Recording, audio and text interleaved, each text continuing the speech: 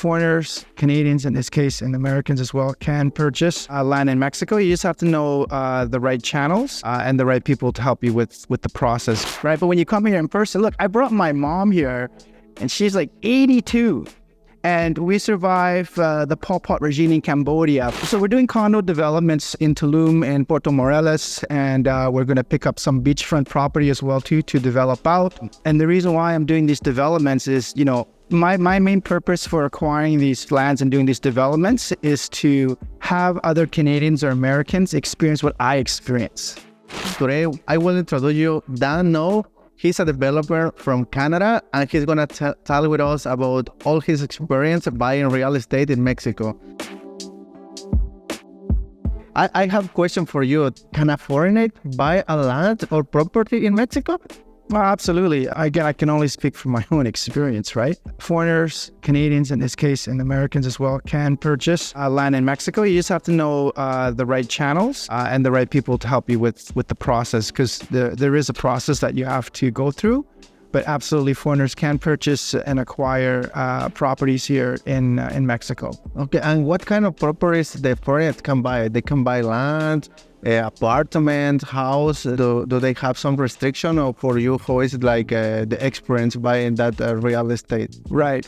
So as a foreigner purchasing or acquiring, whether it's developing land or land or properties that has an existing building on it, like a condo or a single family home, as a foreigner, you can acquire the land through a deed or a trust because you're not a citizen or you're not a permanent resident.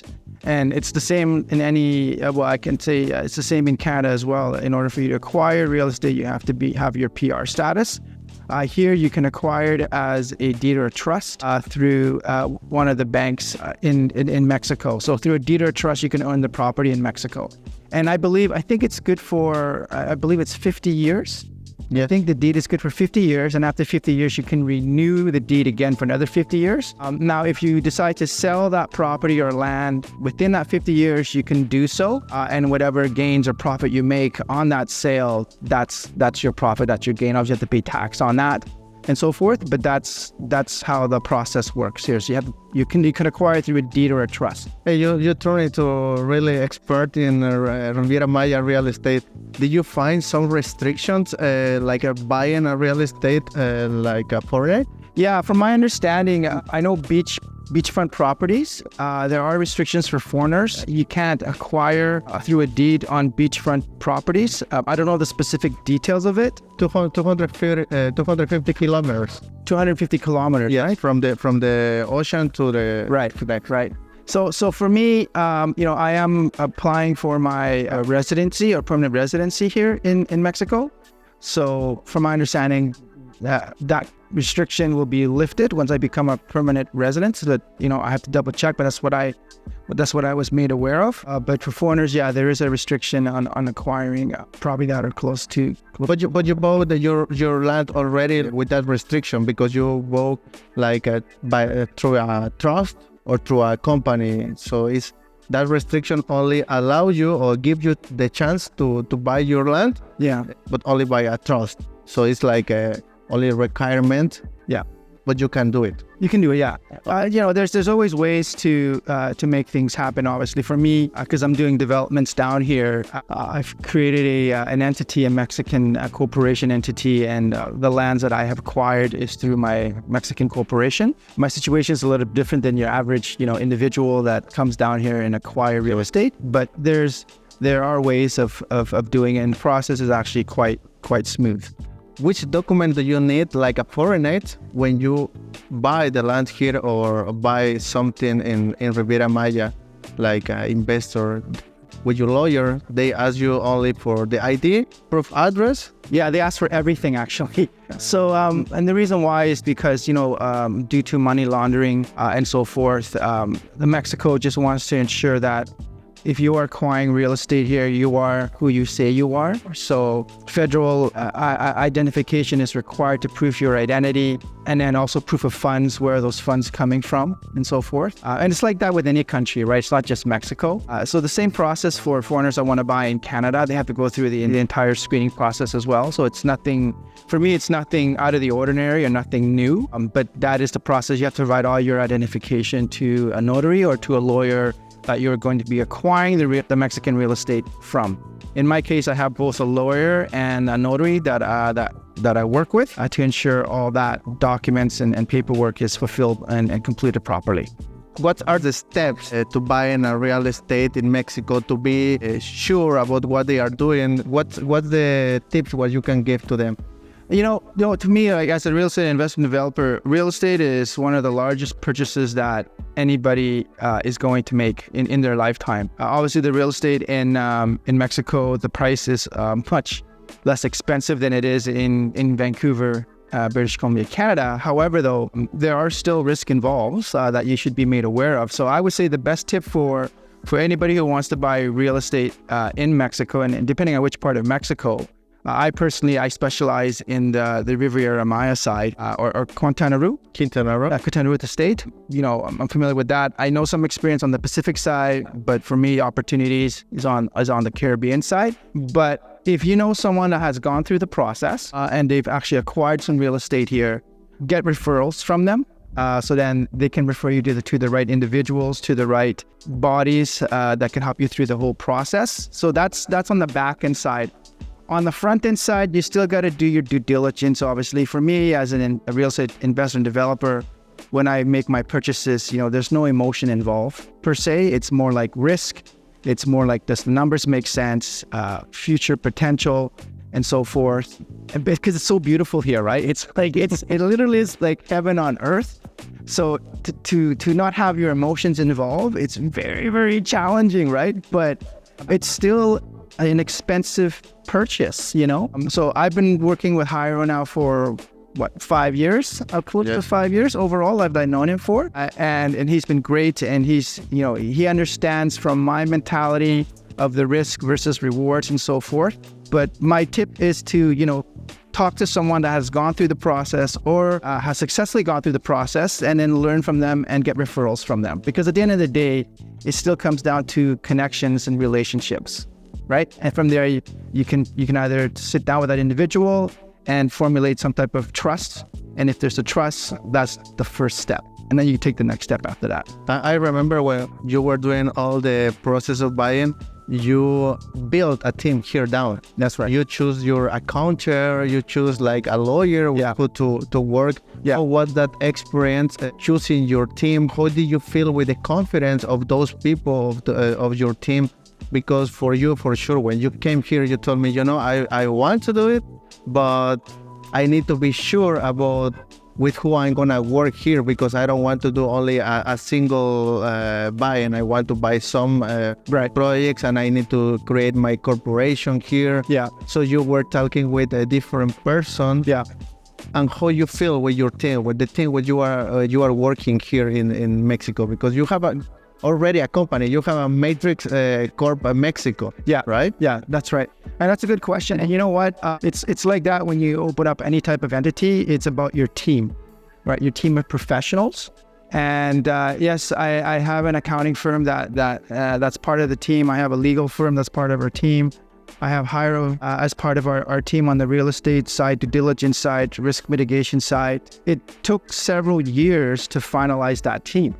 Right. So I didn't just go with the first accountant firm that I met. They were all referrals, but whoever is on the team understands my goals and objectives of what I want to do here in Mexico, which is to expand my enterprise, my development, my investments, my businesses here in Mexico, because I'm going to be living here in Mexico and then expand out from Canada. So it took a while. It took like a couple of years. But once you have that concrete team and they understand your needs and your wants and your objectives, then it just gets a lot smoother. But you still have to do your due diligence and your risk assessment, right? Thank you. Yeah. And I will cross to the funny part, because when I met Dan, he was a little afraid like to drive around Riviera Maya or Playa del Carmen, and I told him, no, then please, I go with you to the hotel. I will bring you to Tulum. I will bring you to different place. Yeah. And Farah,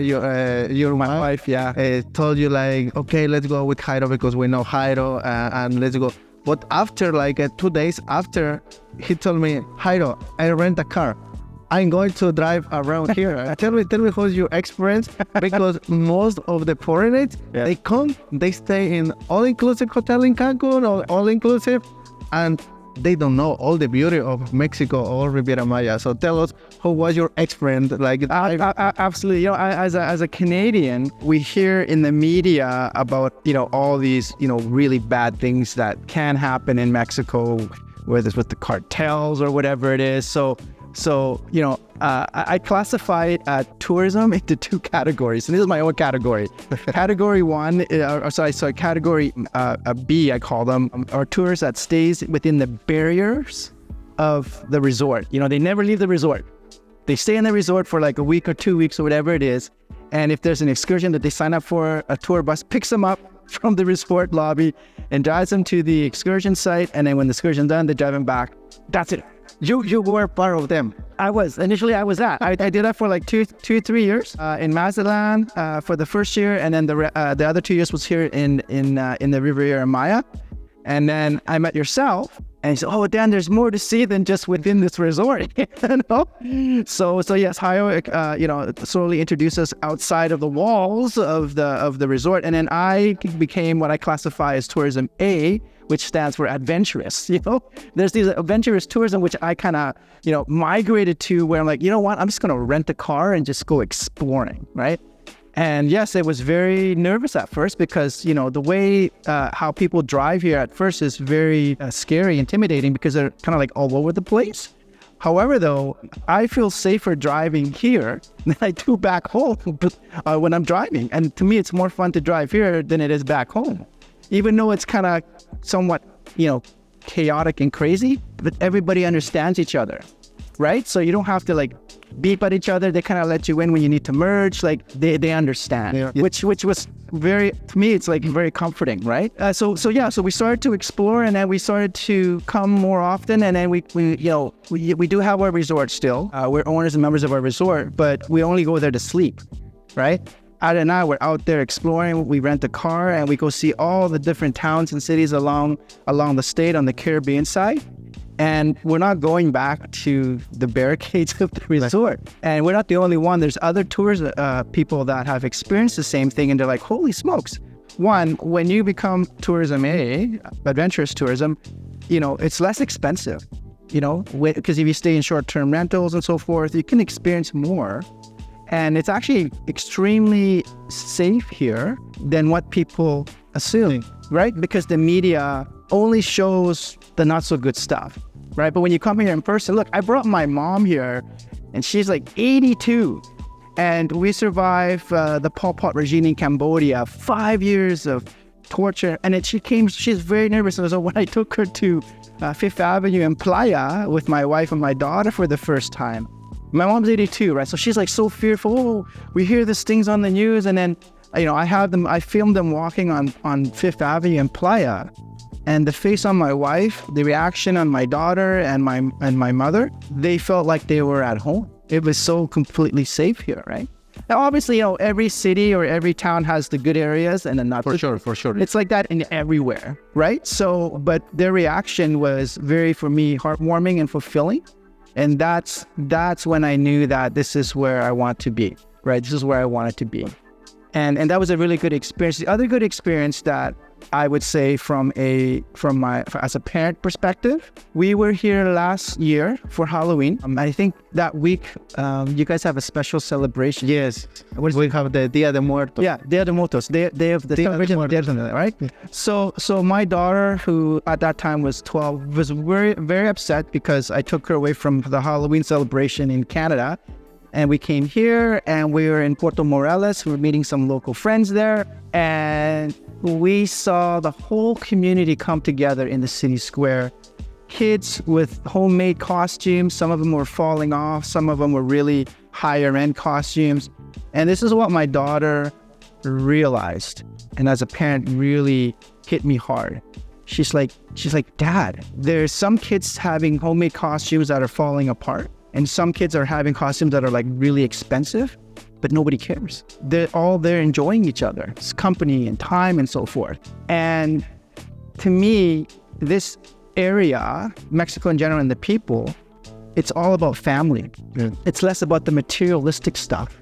And my daughter realized that, and that's, I'm like, perfect. Her eyes are open to outside of the materialistic things that, you know, the US or Canada has instilled through media for us to, or for them to have as part of enjoyment. But really the true enjoyment is your family time.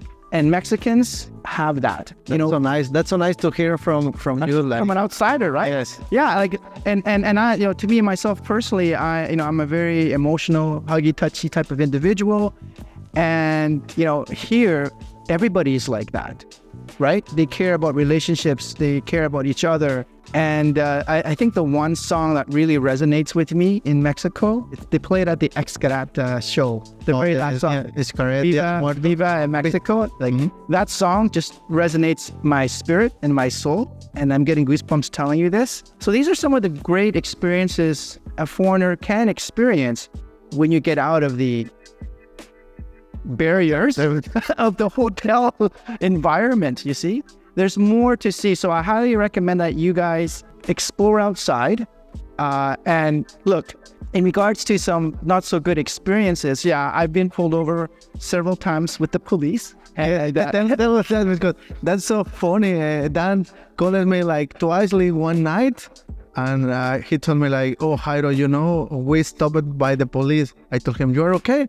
Because all the time I know the foreigners are so scary when the police stop to them like, oh, they are gonna disappear me, they are gonna rob me. I don't know what they are gonna do, but they have got so afraid. Yeah. And I told Dan, when some police stops you, only smile, talk with them, like, yeah, I'm from Canada, I'm from somewhere, and they're gonna, let's say, like, it's really, maybe I don't have to say that, but it's little bad, but they are gonna ask you like, hey, give me like some tip. Here is the culture of the people is, yeah, everybody lives by the tip, mostly here.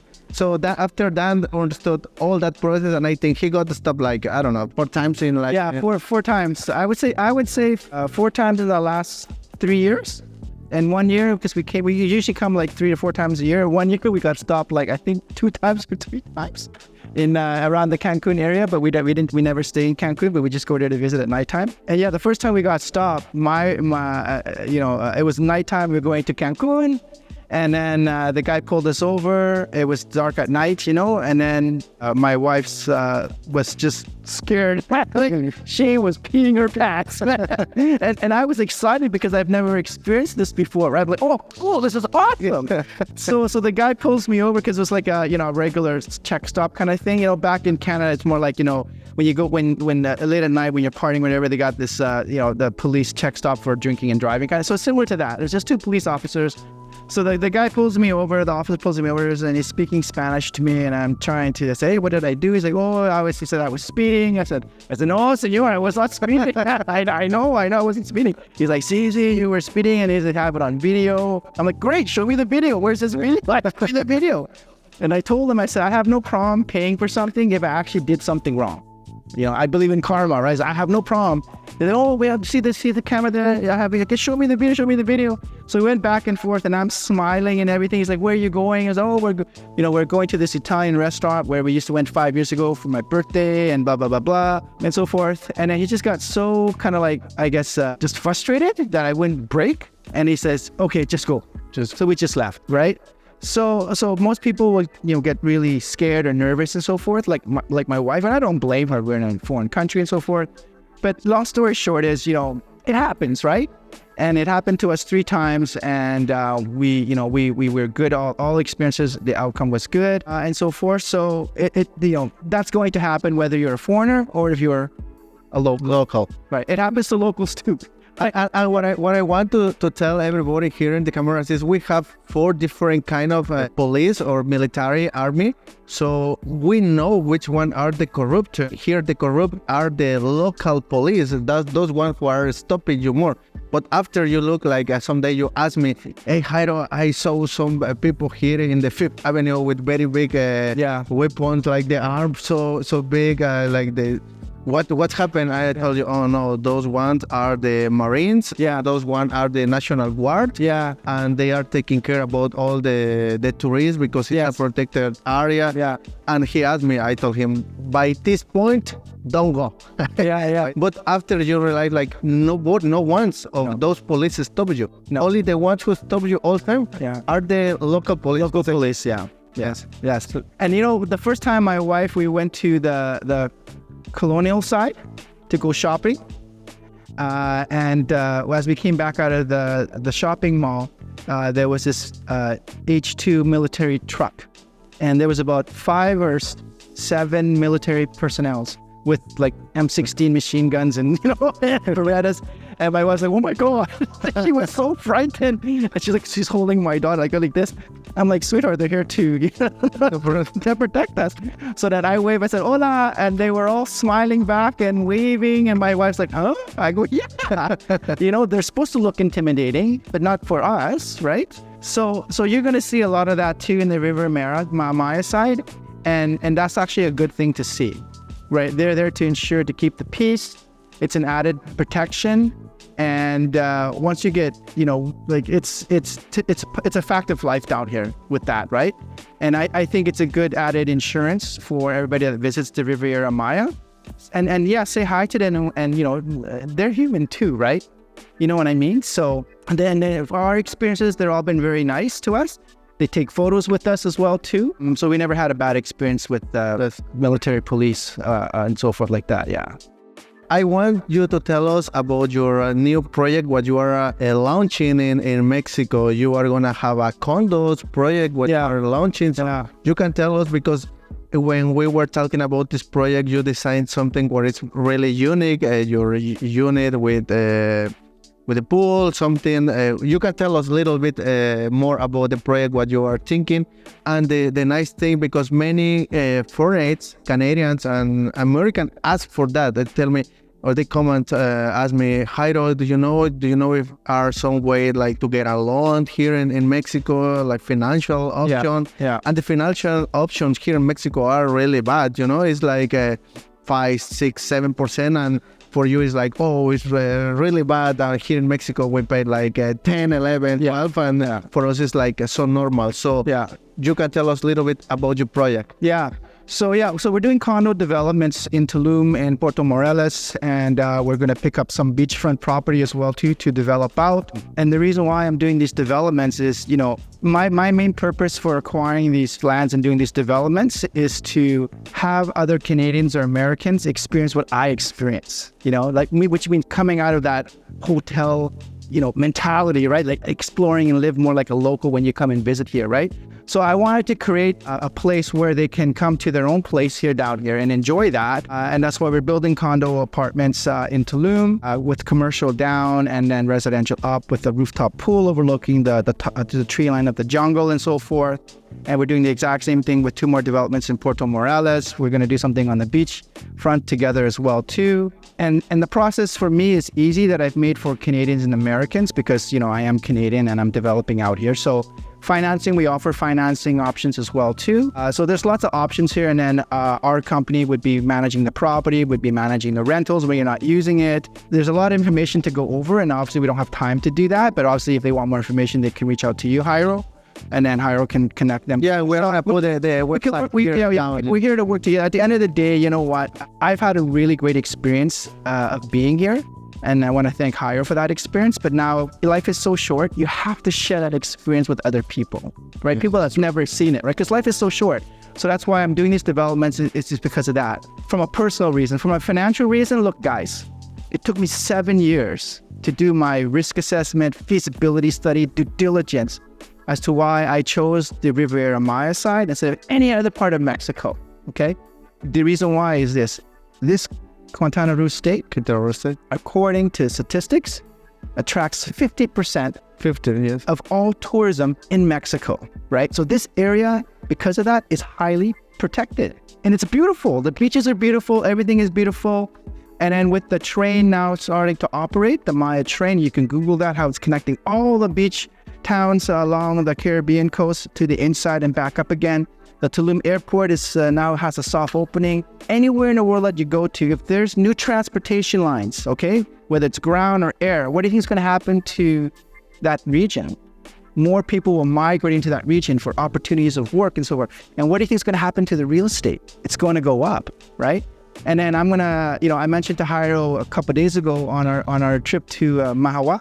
Yes, I will tell you, I told Dan, now you are expert in real estate here completely because you know all Quintana Roo. We drive from corner of Quintana Roo till down. Yeah. Chetumal, Bacalar, Bacahual, all those, because we were looking the best opportunities where the projects of Dan can fit. Yeah. So we were talking about that and so forth, and the fact, like when I saw with my own eyes the amount of construction and infrastructure that this state is doing, and the government is spending the money on the infrastructure. Guys, I'm telling you right now is the time to invest in real estate in this state. Whether you want to do it for land banking, perfect, or whether you want to buy a property where you can use for whenever when you want to, when you're not there, we rent it out for you for cash flow, no problem. But now is the time to acquire real estate now. And from what I've heard from other locals that I've met in the last 7 years, is that properties that are along the Maya train route, those real estate values have gone up like almost 400%. 400%, right? Yes. And you're right. Here's the thing. Jairo made a good point. He said, hey, Dan, here, the interest rate for the locals is around 10, 12%. In Canada right now, the Bank of Canada rate is 7%. And then you got to add on more. It's around the same percentage anyways. You're looking at 8 to 10%. There's a big difference still, Jairo. Here you can buy property for 125,000 US, which is roughly 150 Canadian, if you do the conversion, roughly, right? At 10%. I charge 10% on that amount of money for buyers that want to buy my developments, okay? But in Vancouver, you're paying 8, 9% on $1 million property. $1 million bucks. So you're losing money. So if you buy a property in the States or in Canada, in Vancouver specifically, you pay $1 million. Your interest rate on your mortgage is between 8 to 10%. You're not living in it, you're renting it out. You're losing money every month. You understand what I'm saying? You're losing money every month. But you buy a condo here, let's say you buy one of our condos, right? In my developments for like 125 US, say 150, you're paying 10%, but your rental income way surpasses your mortgage payment. You're making cash flow.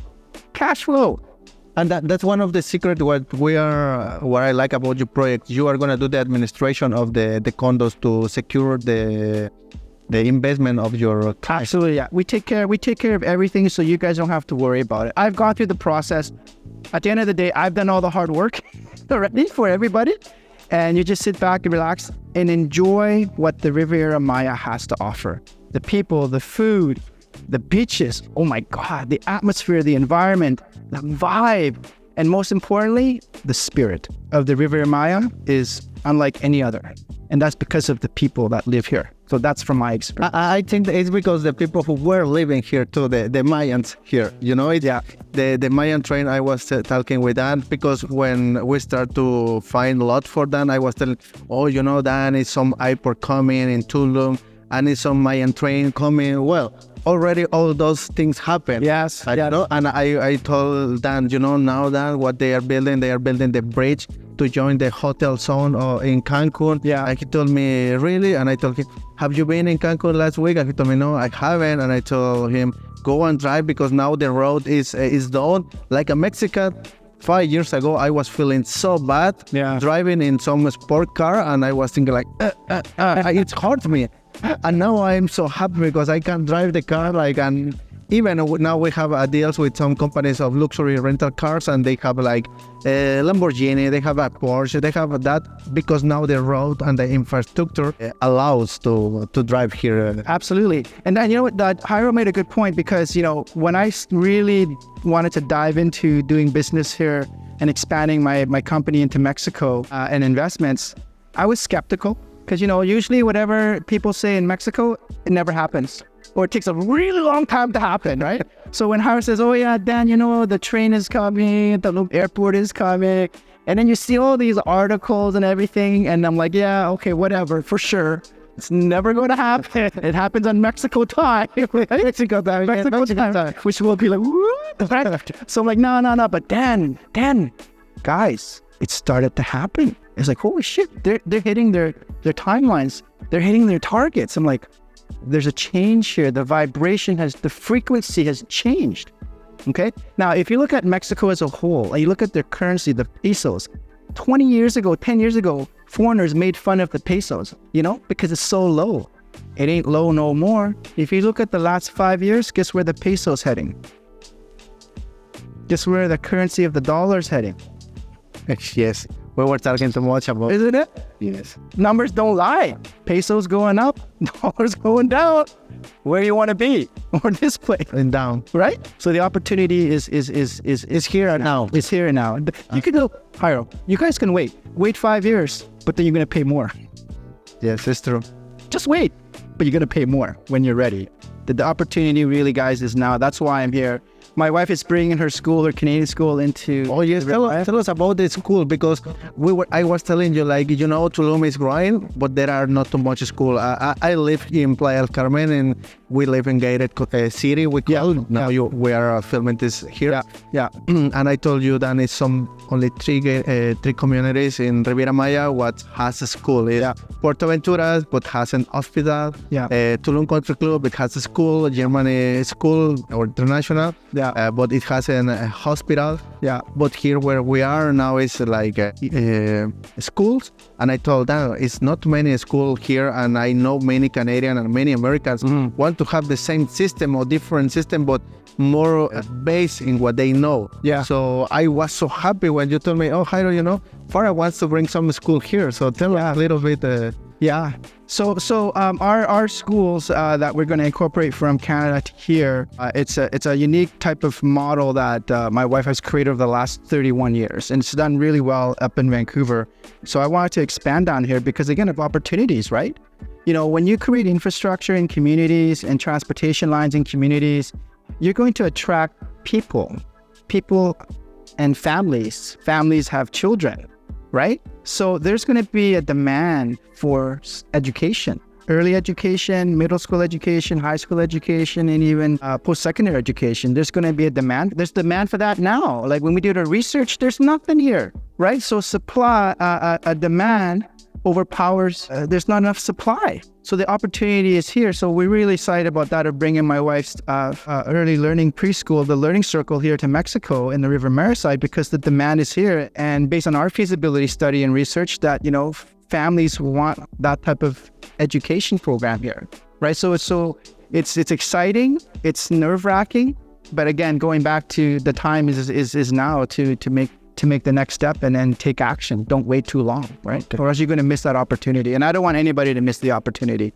right? Thank you for doing that invitation to all the people who is watching us, and for sharing all this experience, because now we are talking and it looks like we are so having fun, and that's how we are having the meeting. I was telling them, let's go here and look this new place. And they told me, oh, Jairo, this place is so beautiful or something. So thank you because I'm so happy about you are enjoying all this trip. And you know what? Don't get me wrong, guys. It's nerve-wracking. Okay, it's scary too in the beginning, but then once you know the process, once you know the system, once you're around good people who care and understand and want the best for you, it makes the entire experience more blissful, you know, and fun. We always have fun. Right. We do business. Yes, we do business and we have fun at the same time. Right. And you know what I realized about doing business here in Mexico compared to Canada, you know, I remember the first time I said, Jairo, we got to meet. I think it was 5 appointments. I lined up 5 appointments, and then Jairo was like, Dan, because, you know, in Canada, you line up, you know, as many appointments as you can, like half an hour here, you know, and you have to go to another location, you allocate time for that. So, you know, so I'm used to having like 5 or 6 appointments in the day. You know, you want to try to cram everything in. It doesn't work that way. So each appointment can last, like, you know, you estimated half an hour, it'll last an hour and a half. right? Because you're having fun, you're talking. Don't get me wrong. Things still do get done, but it gets done in Mexico time. And for me, it's way more relaxed. And life is too short to be like all the time, right? Like back home, right? In Canada, it's just like here it's like really relaxed, but stuff still gets done. That's the great thing about this place. It's beautiful, stuff still gets done. Opportunities here. Opportunities are here. Opportunities are here. Yeah, you don't need to go too far. It's just Don't go too far. Come here to Mexico. Yeah. Do your research. We can help you. But this video is made for because we want to share our happiness. You know, we absolutely. And then I also too, I think, you know, when Howard asked me to do this video, I'm like, for sure, I'll share my experience here, because, you know, I can only speak from my own personal experience, and this is my own personal experience. But Mexico as a country, Howard, it's going in this direction. I think you look at the gross GDP. I think Mexico is around 45 or 48% debt owing. And then I think the States is like 140% owing or negative.